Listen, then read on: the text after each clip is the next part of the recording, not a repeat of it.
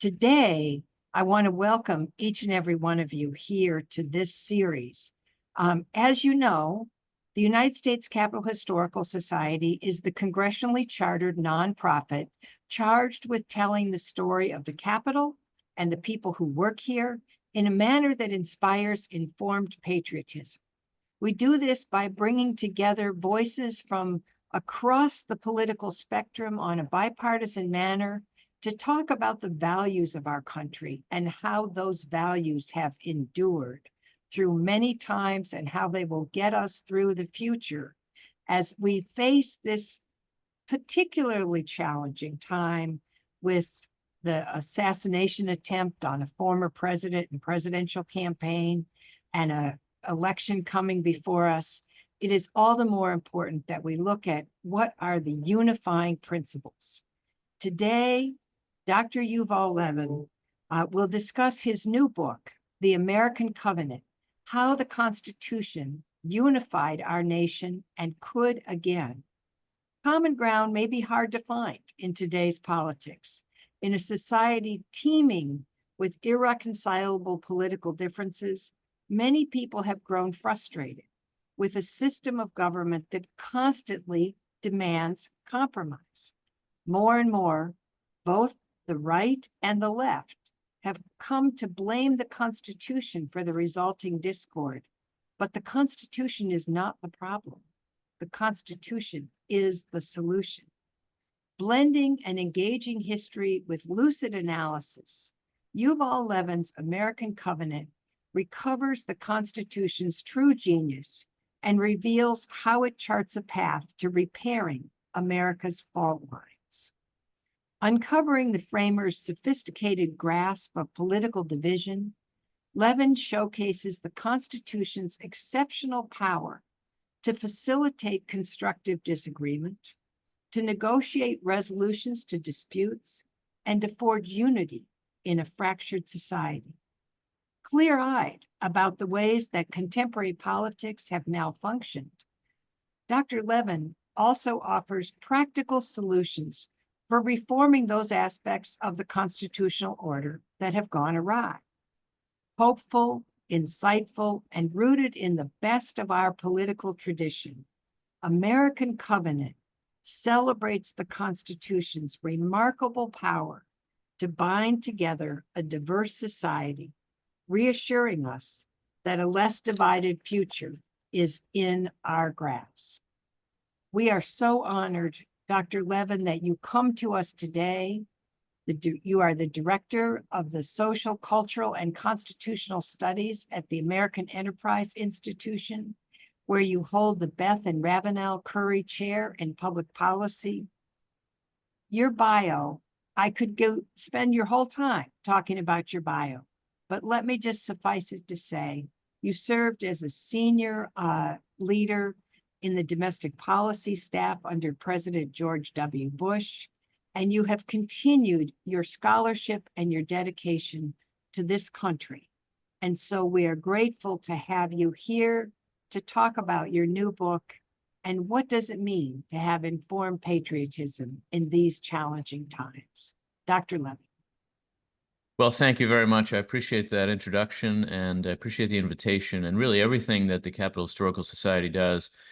I think that phrase, informed patriotism, is really crucial, and the way that you all do it in a balanced and open-minded way is something I've really always appreciated. I've been privileged to do this kind of thing a few times now with the Historical Society, and it's always tremendous. My subject today may seem like a strange one in this moment, and I think really for that reason, it's one that's worth our while. I want to talk about the Constitution as a framework for national unity. We're obviously living now in a period of intense division in American public life. It often seems like that division is actually focused on the Constitution, and our constitutional system only makes our conflicts more intense, more bitter. Congress and the presidency and the courts have all become both arenas and objects of culture war combat, so that frustration with the constitutional system is very rampant and widespread. In fact, on the surface, it seems like just about everyone is frustrated with the Constitution. You hear various kinds of frustrations from the left that the system is too cumbersome or slow to change or not democratic enough. You hear frustrations from the right that the system emphasizes process over substance or ignores the moral content of the common good. Intense political combatants of all kinds are clearly frustrated with the Constitution, in a sense, for getting in their way. That in itself, though, is a starting place for thinking about the Constitution as a framework for unity. The most polarized elements of every side of our culture war think that the Constitution now is fundamentally a tool or a weapon of the other side. They feel like it restrains them, doesn't let them get their way. And in a sense, they're right. The most intense combatants in the culture war find the Constitution frustrating because a key part of the Constitution's purpose is to frustrate intense political combatants, to keep the extremes from winning. It's to make sure that the system as a whole does not become a weapon for one side or another in the sorts of conflicts that are most dangerous to free societies, and to make sure instead that the different sides to our disputes have to deal with each other. That's what people find frustrating, but it's also one of the most valuable things about the American constitutional system. In other words, a key part of the Constitution's purpose is to facilitate a certain kind of national unity, to build common ground in our society, to reduce tensions, to make people less afraid of one another, less alienated from one another. Now, if that's right, it would certainly suggest that this era of division is, in some important respects, an era of constitutional failure. And I think that's right. But it should force us to ask how much of that failure is a failure of constitutional practice more than of constitutional design, and therefore whether a renewal of our politics, a restoration of some of our national cohesion, might actually require us to learn something from the Constitution and from its framers and its history, and to return in some way to its core purpose. It should lead us to consider whether the Constitution might be more like the solution than the problem in a moment like this. And that is what I want to suggest to you today. Not that the Constitution's various critics are all wrong, but that they underestimate how much it has to offer them, because they tend not to see bitter division itself as an important problem to be addressed. They tend to accuse the Constitution of being too simple, of being too backward, of being too naive to work for us now. They say that it's an 18th century relic that can't serve our much more complicated moment.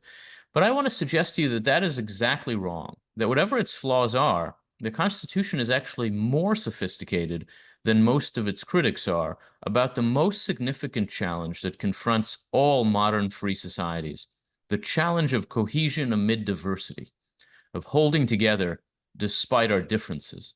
That challenge was very much on the minds of the framers of the Constitution. It's the first goal put forward in the preamble, to form a more perfect union. It's the explicit subject of the first third or so of the Federalist Papers, and really an implicit subject of all the rest of them. It was constantly on the agenda of the Constitutional Convention in 1787.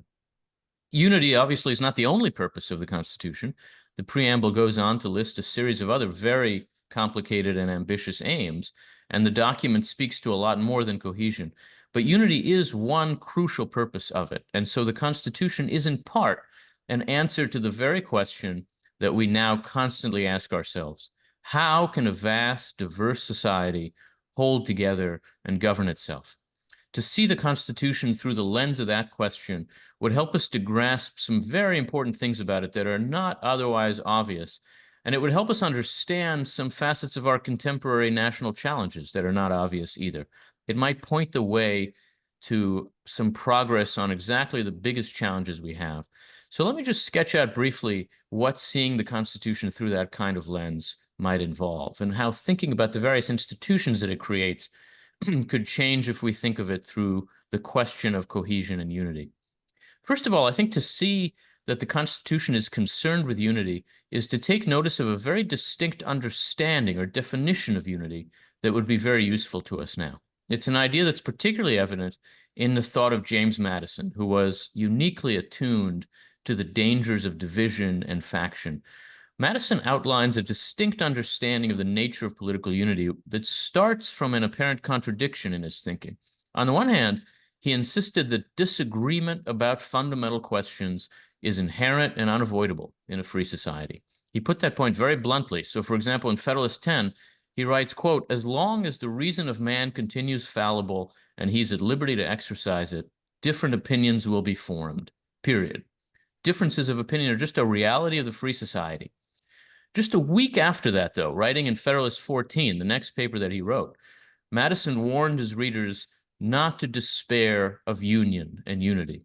Writing with unusual passion, I would say, for Madison anyway, he said this, I quote, "Hearken not to the unnatural voice which tells you that the people of America, knit together as they are by so many cords of affection, can no longer live together as members of the same family, can no longer continue the mutual guardians of their mutual happiness." So Americans will never stop disagreeing on the one hand, but should never give up living as one nation. Unity is achievable, provided we do not expect it to mean unanimity. So then what should we expect it to mean? Embedded in the Constitution is a classical approach to this crucial question, a kind of Aristotelian answer that looks to politics as an arena for coming to agreement about common action. And simply put, I would say Madison's insight is that in a free and therefore diverse society, unity does not mean thinking alike. Unity means acting together. Now, this is not to say that citizens in the United States start out with no common foundation or don't think alike about anything. Americans are not strangers to each other, and we do have some basic principles in common, especially the principles laid out in the Declaration of Independence. But although these widely accepted principles do impose some kinds of general boundaries on American political life, there's enormous room for disagreement within those boundaries. Disagreement about what the words of the Declaration even mean, and disagreement about discrete political and policy choices. Our politics is unavoidably organized around those disagreements and requires us to find ways to act together without ever fully resolving those differences. But that formulation invites an obvious question. How can we act together when we don't think alike? I would suggest to you that the United States Constitution is intended to be an answer to precisely that question. How can we act together when we don't think alike? Almost everything that is mysterious and frustrating to many Americans today about our system of government is a function of its being an answer to that question. And a lot of the dysfunction of our contemporary political culture is a consequence of failures of constitutional practice that stand in the way of putting the Constitution's particular answer to that question into effect. Its answer to the question, how can we act together when we don't think alike? That answer is not simple-minded. There are simple-minded ways to answer that question. You might say we act together when we don't think alike by just voting and seeing what the majority wants to do. That's part of the answer. But that kind of answer would endanger minorities. And precisely because we do agree that all of us are created equal, and because we have lived a national history that's too often trampled over that truth and over people's individual and communal rights, Americans know that although majority rule is an essential principle of legitimacy, it sometimes can also be a principle of despotism and oppression. Our Constitution looks to help us act together when we don't think alike, while also balancing majority rule and minority rights. And that is not a simple task. Therefore, for that reason, ours is not a simple system of government. It looks to broaden majorities before empowering them, to restrain majorities while ultimately relying on them. It deals with tensions like this, even contradictions, by seeking a kind of dynamic balance between competing pressures and institutions again and again. That's its strength. But it's also why the Constitution is sometimes so frustrating to many of us. Acting together when we don't think alike requires creating some space for competing approaches to coexist. It requires compelling opposing factions to bargain, to negotiate, to seek accommodations. It requires administering the government in steady, predictable ways in accordance with those accommodations. And it requires enforcing clear boundaries on the power of majorities and of public officials. That is the work of federalism, of Congress, of the president, and of the courts, respectively. And it requires a citizenry that is itself formed in certain kinds of core Republican virtues by the very experience of acting together, even when we don't think alike. Looking at the parts of the Constitution through the lens of that distinct understanding of unity can help us to see each of those parts in a different light than we usually do. Let me quickly suggest some of what that would look like. To begin with, we might avoid a common misunderstanding of American federalism. We tend to view federalism now through the lens of decentralization or subsidiarity. And so we think of the states and the national government as layered over each other. And we think federalism encourages us maybe to emphasize the lower layers, the state and local layers. That's a way of thinking about federalism that is useful to a certain kind of communitarianism. And defenders of federalism often speak this way. I sometimes talk this way myself, but it's not exactly right. When you look at the history of how federalism came to be, I think it would be better to think of federalism as describing parallel governments, not layered ones.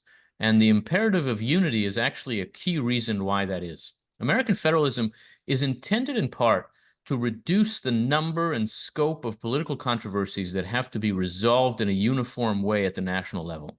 Federalism emerged as a compromise at the Constitutional Convention between partisans of a centralized national state and partisans of a decentralized confederation. And the dispute between them ultimately came down to one core question. Would the national government govern the people directly, with the states serving as kind of administrative districts? Or would the national government, or ultimately would only the states govern the people directly, while the national government was a kind of confederation like the United Nations that helped them resolve only common problems, only general problems? At the end of the day, the convention could not agree on either approach, and it worked its way toward a kind of novel idea. The state governments and the national government would both govern the people directly, but with regard to different subjects. They explicitly rejected a layered approach in favor of a parallel approach. And so, broadly speaking, the federal government would govern the economy and diplomacy and defense, which may sound like a short list, but encompasses quite a lot, especially when you think about the reach of economic policy. And the states would continue to govern essentially everything else, including deploying the kind of core police powers of government that actually constitute most of what governments do.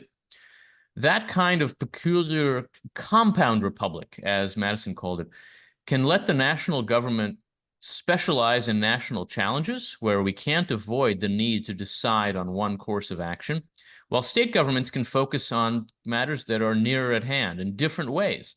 It allows for a diversity of governing approaches to coexist at once, even to compete with each other, without having to necessarily be resolved into a single national approach in most arenas. Now, that's never been a simple matter, and in particular, the decision to leave the question of slavery and race up to the states proved to be both wrong and untenable, to put it mildly, and ultimately had to be reversed on the battlefield in the Civil War and reversed through amendments to the Constitution. The 14th Amendment in particular added the imperative to apply the law equally to all citizens to the national government's relatively limited set of responsibilities. That was a necessary rebalancing of American federalism. And of course, in practice, it's taken a very long time to really put into effect.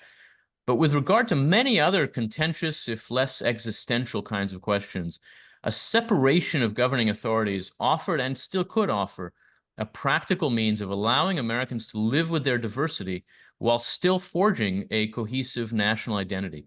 Seen through the lens of cohesion, what matters most about federalism is, I think, this separation of governing authorities that allows for some genuine diversity in the ends and not just the means of American government. It may be that we now need to broaden again the list of the issues that belong in the federal government's purview, but it is crucial, I think, that we not combine and intertwine state and federal authority over those kinds of issues and just kind of let the states end up deploying federal means or combine and mix up state and federal money and authority in the ways that we've done in some important domains in education and healthcare and welfare, to the detriment, I think, of the constitutional system and its ability to keep us together. Constructive reforms of American federalism now would need to untangle our parallel governments more, not to layer them over each other more. Now, the questions that do need to be resolved at the national level are intended first and foremost to be addressed by bargaining and negotiation in Congress. And the purpose of Congress also looks a little different when you look at it in light of the Constitution's emphasis on a particular kind of unity. Congress is really at the center of the constitutional system, for good and bad. Madison in Federalist 51 says, in Republican government, the legislative authority necessarily predominates. Republican government is representative government, and although the presidency and to some extent the courts are ultimately accountable to the people, only Congress is really designed to be representative of the people. And Congress is, of course, the absolutely central institution in the Constitution's vision of unity, too. By representing our plurality, our national legislature can allow for negotiations among the key factions that make up that plurality. This is the first and foremost way, the most important way, in which the Constitution envisions Americans acting together even when we don't think alike, by negotiating toward broadly acceptable courses of action. That is really the essence of our politics. When it works, Congress can function as an arena of contention, of coalition building, sometimes even of integration, as the representatives of different American points of view oppose each other, have to find ways to accommodate each other, and in some ways come to understand themselves as engaged in a common effort together in ways that can reflect back on their divided constituencies. Madison took this to be maybe the primary advantage of representative institutions. They can refine and elevate public sentiments and passions and give them forms that are just more amenable to negotiated accommodations so that they can be turned into coherent governing objectives. The representatives of the people can reach arrangements with each other that the people themselves couldn't do directly. That's a key reason why Congress is not simply majoritarian. The U.S. Congress differs from all kinds of parliaments you'd find in many other democracies because it doesn't simply empower simple majorities to govern unrestrained until they lose their mandate, right? That's how the European parliamentary systems work. The distinct and overlapping kinds of electorates that choose the House and the Senate, the constant threats of presidential vetoes, the assorted kind of supermajority requirements that Congress has imposed on itself here and there, all mean that narrow and temporary majorities cannot exercise power very effectively in our system. They have to deal with broad, durable minorities. They have to work to build some consensus before they can really exercise institutional power. That's in part to protect minorities, and it's also in part to build consensus that reaches further than simple majority power, to make us more unified before we act. That kind of coalition building often doesn't feel unifying while it's happening. Negotiating processes inherently are adversarial, but by compelling different factions to deal with each other with the aim of concrete common action, these sorts of processes can forge common ground where it didn't exist before. An effective legislative accommodation doesn't just give each side half a loaf. It gives us practical experience in living and acting together. It builds cohesion. It builds social capital. And as much as it's a source of public policy, Congress is also a source of that kind of accommodation. It's an arena for working out differences in ways that can disarm dangerous divisions. A system with a reasonably functional Congress at its center is a system with that kind of accommodation at its center. And so with the desire and the ability to resolve disputes within a shared framework at its center. Now, needless to say, this is not what Congress generally looks like today. And so it's not what our political culture generally looks like today. There have been some instances in the last few years of genuine cross-partisan bargaining over key issues, especially, I think, frankly, thanks to the filibuster in the Senate. But it's been all too rare, and much of the time, Congress now is an institution dominated by culture war theatrics, by partisan grandstanding. That Congress is broken is, I think, the primary reason why our political culture is broken.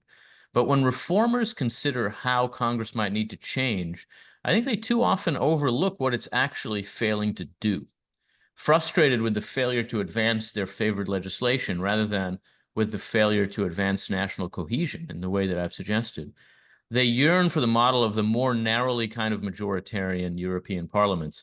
But that kind of model is not likely to yield durable legislation in our particular system. And more important than that, it would further undermine the capacity of our politics to engage in common work toward reconcilable goals. If Congress is going to be reformed, it should be reformed in ways that make bargaining across lines of difference more likely, not in ways that make that kind of bargaining less necessary. I think too many of the well-intentioned proposals for reform of Congress out there now are on the wrong side of that distinction. They look to make the legislative process smoother and faster at the cost of making it narrower and more divisive. Congress's purpose is to compel people who disagree with one another to deal with each other. And seeing that clearly, I think would help us grasp how improving our practice of constitutionalism could help us to build better solidarity. I propose in the book some particular kinds of reforms of Congress that don't look like ending the filibuster or centralizing power more in the hands of leaders, but pull in the other direction. I'm happy to talk about those in our Q&A. Now, the task of actually turning Congress's negotiated frameworks into functional administration falls to the president in our system. But the president's role in facilitating national unity is not what it's often perceived to be either. Critics of the Constitution who are dissatisfied with how inefficient policymaking by bargaining and accommodation can be often look to the president to act more decisively on behalf of the nation. And some people also insist that because the president is the only official who is elected by a national constituency, the president is also the figure most representative of the public as a whole. That is not how the framers of the Constitution understood the office, and I think it's not how we should understand it. The presidency is a unitary institution, so it can't be a venue for accommodation and bargaining. President is one person, so that one person can't negotiate with himself. It's a locus of action intended both to execute the laws and to respond to demanding practical challenges on behalf of the country. And the framers generally did not view the presidency as a representative institution. The chief executive is elected in order to keep him accountable, but no one person could be representative of a diverse society. To imagine that a single individual could hold us together by embodying our unity is to assume away our diversity, to suggest that we're already unified, but we're just not adequately represented. That's what a lot of the Constitution's critics today, frankly, implicitly assume. But I think the opposite is actually closer to the truth. Because we are a diverse society, representing us requires a plural institution, not a unitary one. The president does, among his other functions, have a distinct and crucial role to play in facilitating national unity, but it's not fundamentally a representative role. Instead, he does that especially by providing a stable backdrop for our national life, stability, consistency, predictability, what Alexander Hamilton called steady administration, forms the executive's distinct and crucial contribution to the unity of American society. Stability is essential to social peace. James Madison says in Federalist 62 that precarious, changeable administration makes it impossible for people to feel secure, to make plans, to take risks, to engage with each other across lines of difference. And unsteadiness in government makes it very hard for anybody to be a faithful, law-abiding citizen. These arguments don't just apply to the executive, obviously. They're important with respect to Congress, too. But it's the president, because of his capacity for unitary action and direction, who really bears the greatest responsibility to act with steadiness, to avoid sharp changes of direction, reversals of course, even if that's his predecessor's course, and to keep our government stable and secure. Now, steadiness is not stasis. The president is expected to give a steady direction to our politics, and even to some extent to Congress's work, to set general priorities, to propose some legislative measures, to veto ones that he disapproves of. But in doing all that, his chief purpose beyond the defense of the nation is to turn Congress's negotiated directives into steady, consistent administrative action. The emphasis of the framers on that point is really unmistakable. And here, too, our contemporary constitutional practice has become very disconnected from those intended aims. We've come to think of the president as speaking for a party more than acting for the nation. And a change of party in the White House now leads to a nasty kind of whiplash as a new president rushes to undo his predecessor's signature executive actions and to put in place new measures of his own, which often his successor is just going to undo again. The huge apparatus of agencies built up around the president, what's come to be called the administrative state, also too often functions as a kind of substitute legislature, less slow and cumbersome than Congress, but not less partisan, a parliament of lawyers who are eager to fill through vigorous administrative rulemaking the various kinds of policy voids that the Constitution intended only incremental legislative accommodation, deal-making to fill. That obviously undermines the work of steady administration, but at least as much, it's harmful to our society's capacity for unity and for civic peace. It vastly increases the stakes of presidential elections. And so it encourages us to see our society as two opposing camps arrayed against each other for control of the instruments of power. And everything depends. The government's direction depends entirely on who is elected president. Reining in that kind of attitude and action, reining in the administrative state too, is therefore not just a matter of constraining government power. It would offer us a way to recover the capacity of our governing institutions to forge some of the common ground that we lack, and the capacity of the presidency to secure a stable backdrop for American life. To reform the administrative state is in part to reduce the stakes of our presidential elections, which is absolutely crucial for facilitating national unity. When people say everything depends on who the president is, it is important that they be wrong, because if they're right, then our politics will be intensely divided always. Now, the courts are also essential to making greater unity possible, but again, not in quite the way that we might first imagine. The crucial service that the courts provide on that front is not the resolution of disputes that divide our society. Courts do resolve disputes. Obviously, that's the nature of their work. But they're intended to resolve disputes over what the law is, not what it should be. And so they're not the proper venue for mediating among competing visions of the public good.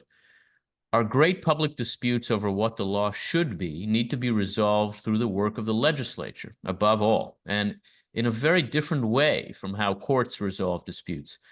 What the courts then do is make sure that those negotiated frameworks are carried out properly. So the most valuable service that courts provide to the cause of national unity is in their policing of the rules and boundaries of constitutionalism, the restricting of the power of majorities and of public officials to pursue end runs around the structure of the system. The courts make sure that we resolve our differences through the constitutional system and not around it. It's very important to remember that difference, because the federal courts have enormous counter-majoritarian power, which makes them inherently dangerous in a democratic republic. It's absolutely crucial that power like that be used to guard the structure of the system, to keep elected officials focused on their proper work, not to substitute minority rule for majority rule in setting public policy. The temptation to use the courts to decisively resolve political and policy disputes is obviously enormous. In the courts, you just win. You don't negotiate with anybody. And so you have an opportunity to win the whole thing. And that's obviously attractive. That kind of inclination to resolve policy and political disputes in court was the very strong inclination of the left in America, while left-leaning judges dominated the Supreme Court for many decades. But I think, unfortunately, it's quickly becoming an inclination of the right, as the court has come to be dominated more by right-leaning judges. It is a grave mistake in both cases, and for the same reason.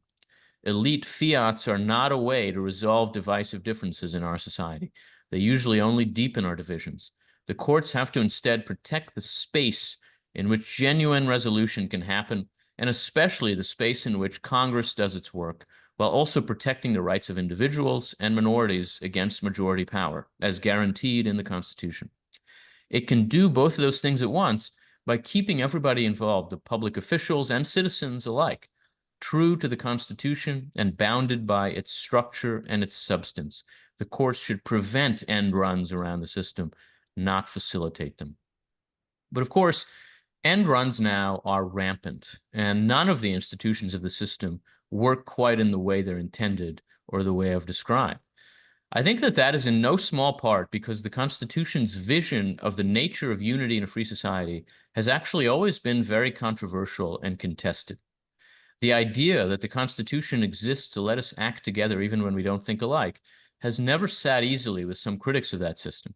The deepest critiques have always been what I would call integralist objections to Madisonian pluralism. They argue that the system has to answer to one voice or one vision of the good, or else it can't work.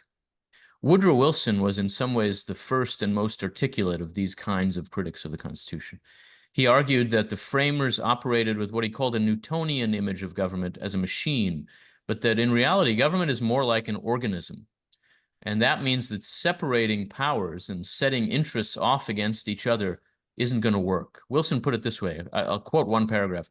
He said, "No living thing can have its organs offset against each other as checks and live. On the contrary, its life is dependent upon their quick cooperation, their ready response to the commands of instinct and intelligence, their amicable community of purpose." In other words, he saw society as one living thing, not as an assemblage of competing factions.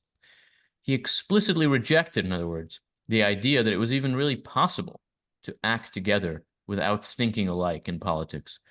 Contemporary progressivism is in some ways similarly integralist. It insists that every institution of our society, private and public in many cases, must be engaged in the same kind of social action, without exemptions, without exceptions, and implicitly that there can't really be a society without a single comprehensive common project. There are some people on the right who agree with that, but would just substitute something like Catholic natural law or the Christian legal tradition as the unifying vision that should guide our social organism. Taken to its logical conclusion, that would mean that no sort of free society was really possible, because people in a free society are never going to think alike. But Woodrow Wilson, and many of today's critics too, are calling for something more like an incremental step in this direction that would require a different form of democracy based on a more complete or radical idea of majority rule. Wilson thought that democracy required a politics in which different parties offered comprehensive policy programs, the public selected among them on election day, and then the winning party would have essentially unlimited power to pursue its program until the public voted for somebody else. That's not a crazy idea. The Westminster model in the United Kingdom, the parliamentary system in a lot of democracies, more or less works that way. It's a legitimate democratic model of government, but it's one that's geared much more to the demands of administration and accountability than to the demands of accommodation and social peace. Woodrow Wilson was not blind to the need for unity, but I think he was deaf to the logic of building cohesion by representing plurality. He thought that unity should be achieved by unitary leadership, and therefore, above all, by the president, who alone has a national mandate to speak on behalf of the whole society. That kind of critique points toward dramatically different ways of understanding each one of the key institutions of our system. It has very little patience for the havoc and disorder of federalism and wants a system that instead is ordered by federal priorities. It wants a much more disciplined Congress, answering to party leaders. It wants to substitute orderly administration and adjudication for the messy kind of deliberation that Congress engages in. It wants the president to stand in for the nation. And if you look at the last 100 years of American political life, you would have to say that our system has moved in precisely that direction on each of those fronts for many decades. That's happened, by the way, under both parties.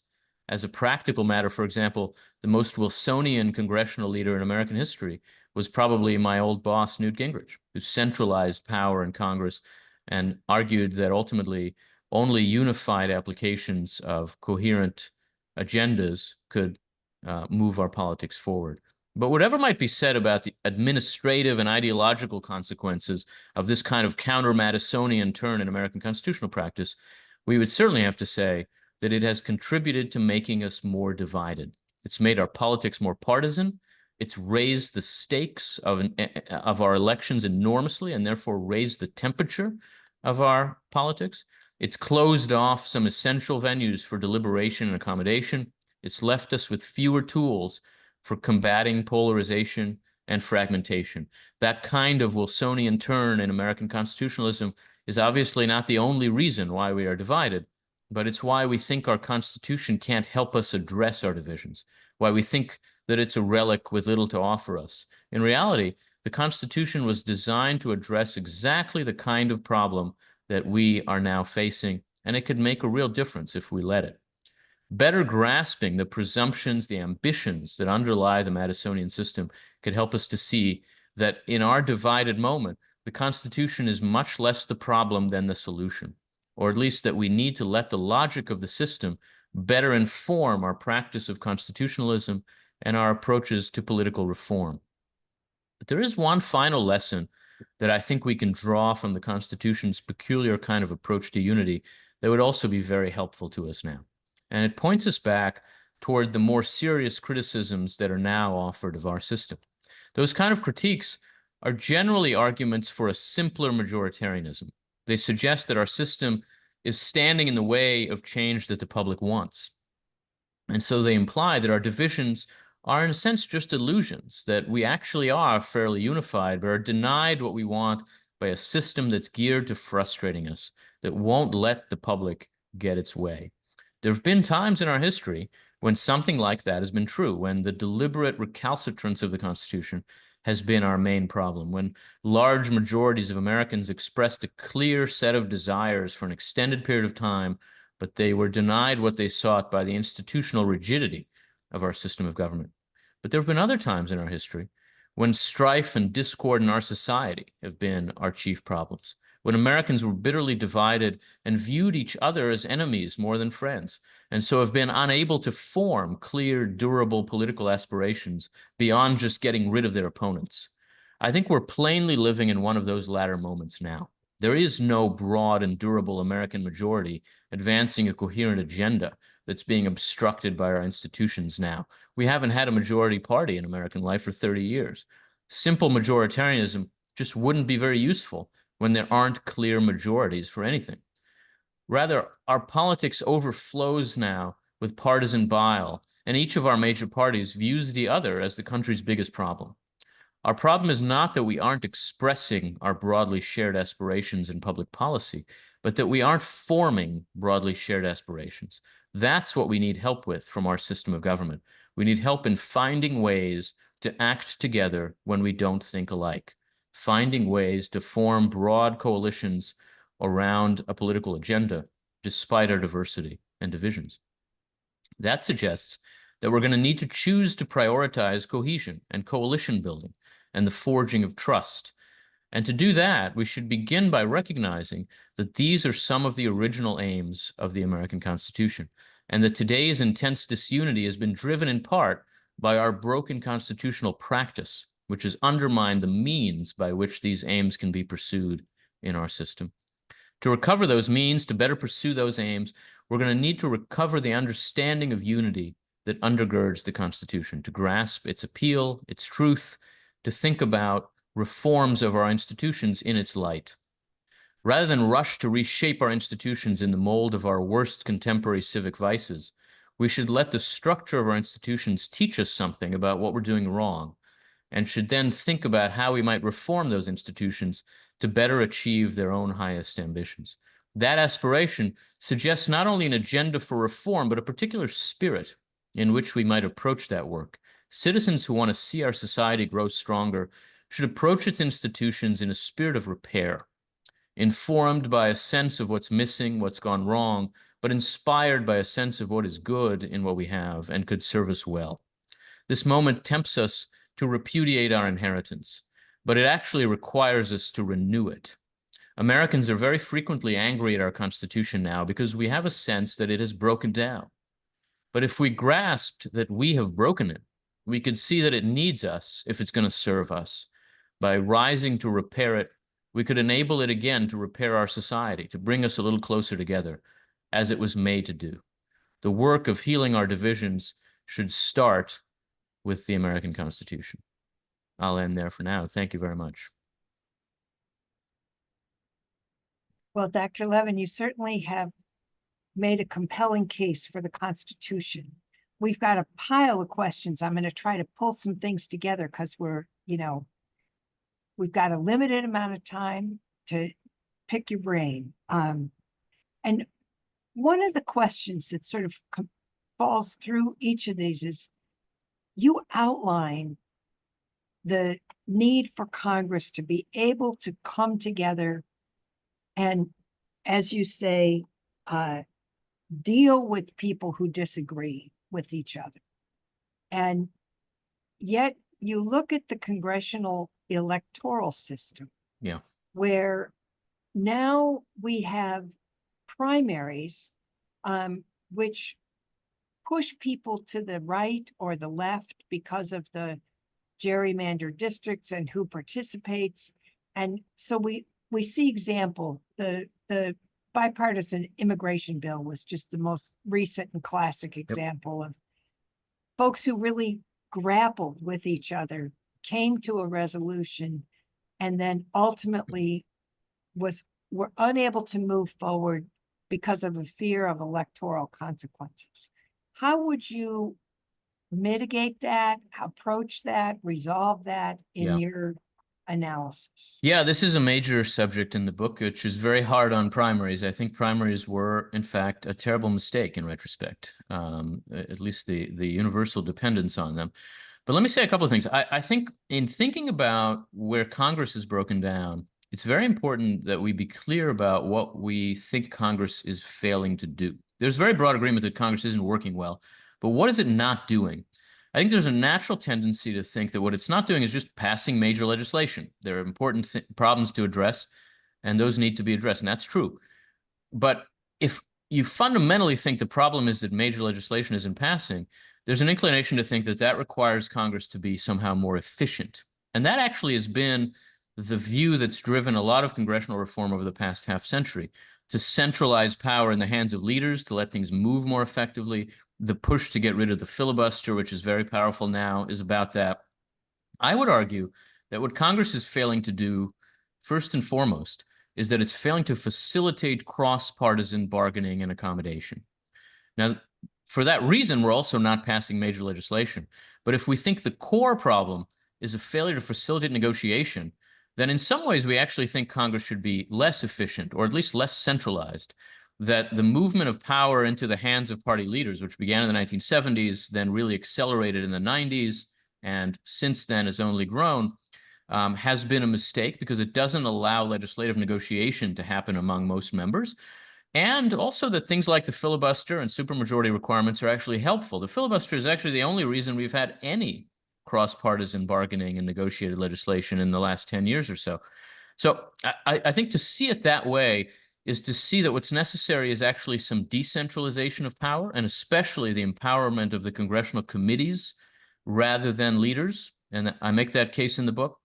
But there's no question also that the powerful electoral incentives that confront members now are one of the major reasons why they don't reach across party lines.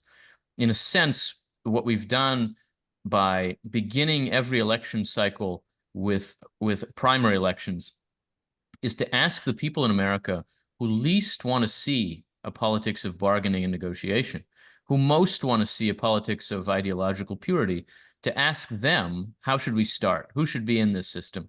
To ask them to populate the political system. Those 10% or so of each party's electorate who show up on primary day are the people who least want to see the kind of politics I'm describing.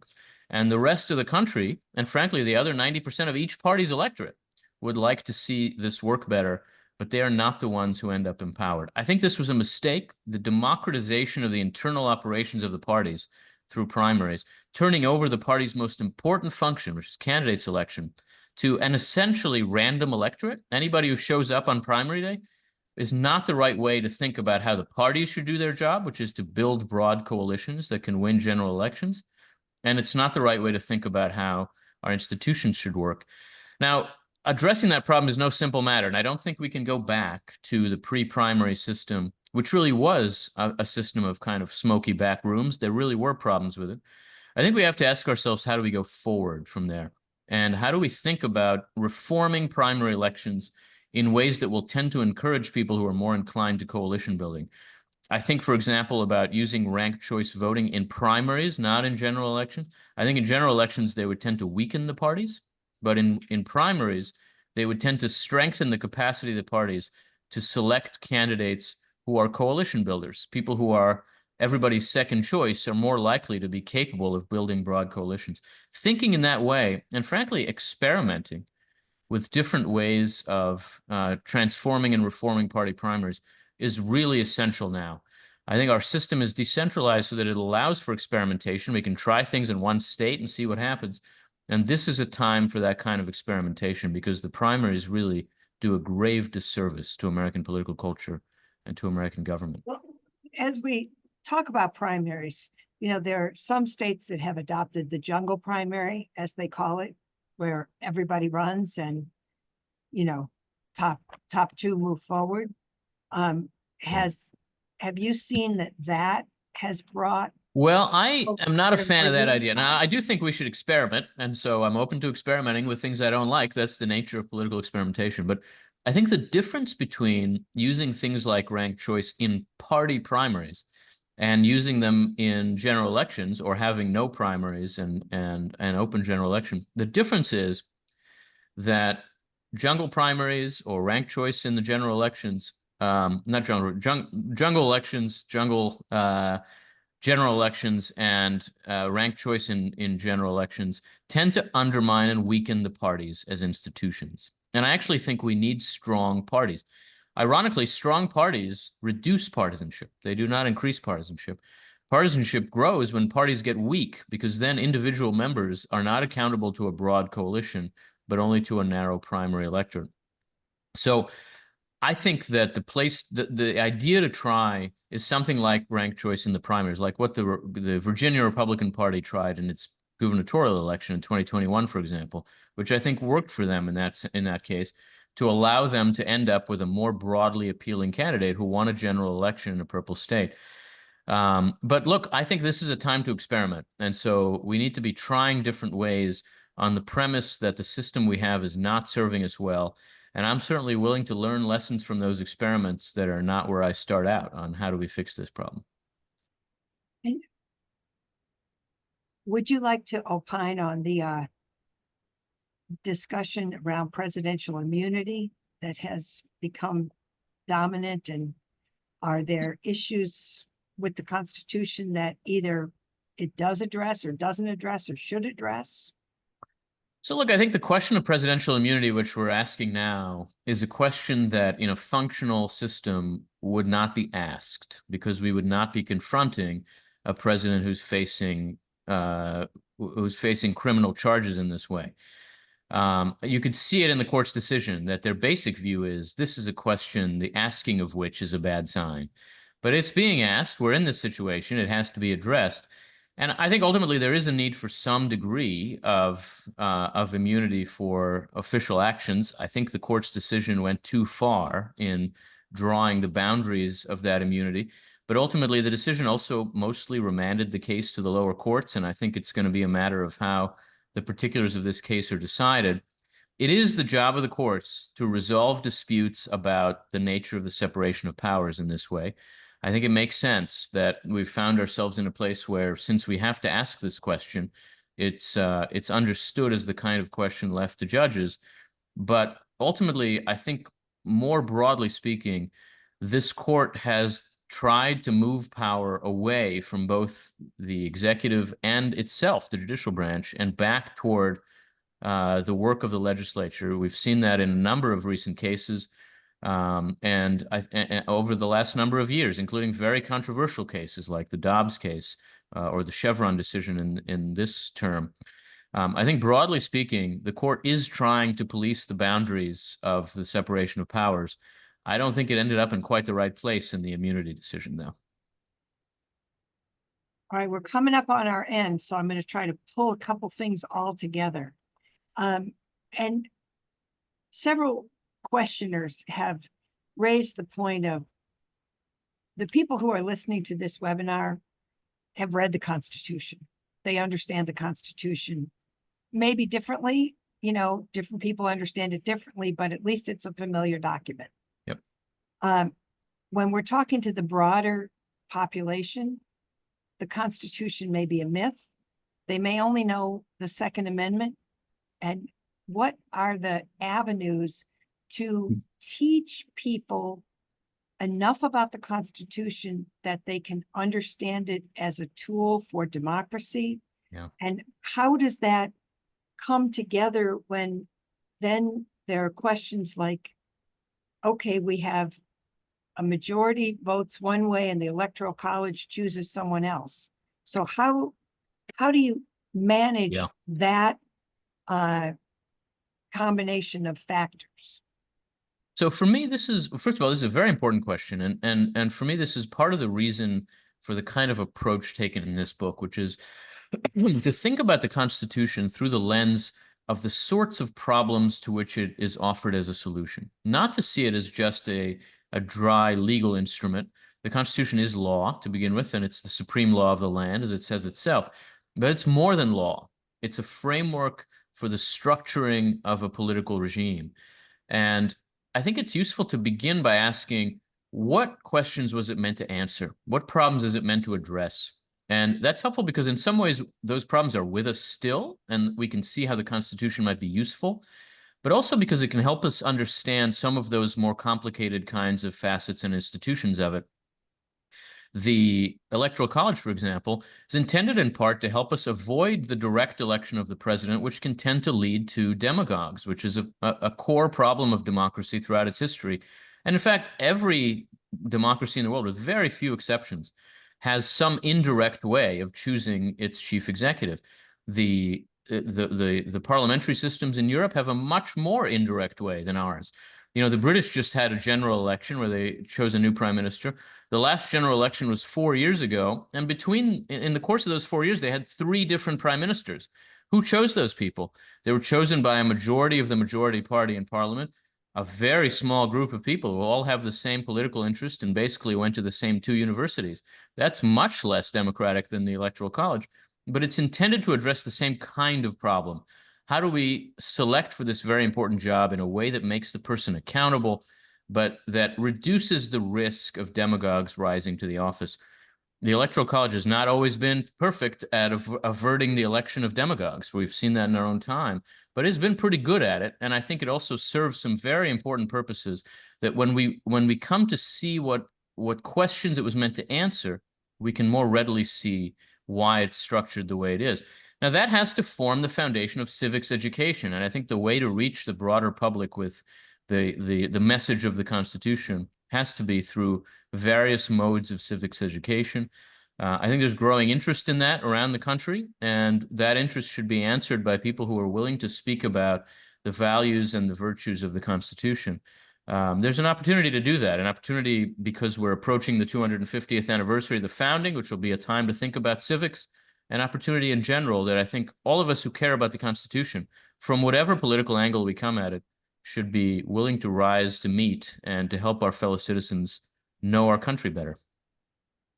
Well, Dr. Levin, we could speak for another hour, but I would invite everyone to get the book and read the book because it goes into all these matters in great depth. And we are so grateful for the thoughtful presentation you gave us today, but more importantly, for the thought that you give to how to make our democracy really work in a way that brings us together and moves us forward. Well, thank you very much for that and for everything that the Capital Historical Society does.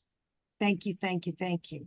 And to all of you who joined us, thank you for being loyal supporters. We remind you every week when we do this that we are chartered by Congress, but not funded by Congress. We're funded by the members and supporters of the United States Capitol Historical Society. We thank you for being those loyal supporters. Help us to find the additional folks who believe in democracy and are ready to make a contribution to keep this good work going. You will get a email that gives you a link to this presentation, which has been recorded. It will be available on our website. We encourage you to share it with your friends and neighbors. It will also have a link to help you to purchase the book so that you can read it and learn more.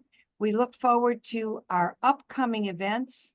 And we have coming up, we're going to have an interesting conversation on July 25th about the rise of Cuban Americans in Florida politics. This has, been a fascinating operation where people fled Cuba because they weren't happy with the politics in Cuba, and they came to the United States of America, and they have become a dominant force in Florida politics. So Carlos Ortega is going to talk to us about that. We will return to our ongoing series about the amendments to the Constitution coming up on August 8th, changing the presidency, the 20th, 22nd, and 25th amendments. And we will talk about each of those. And pretty soon, we will be done with our series on the amendments to the Constitution. And stay tuned for our next series, which we will be announcing sometime this fall. Thank you very much. We appreciate your help, your support, and your ongoing activities. Be well. Thank you, Dr. Levin.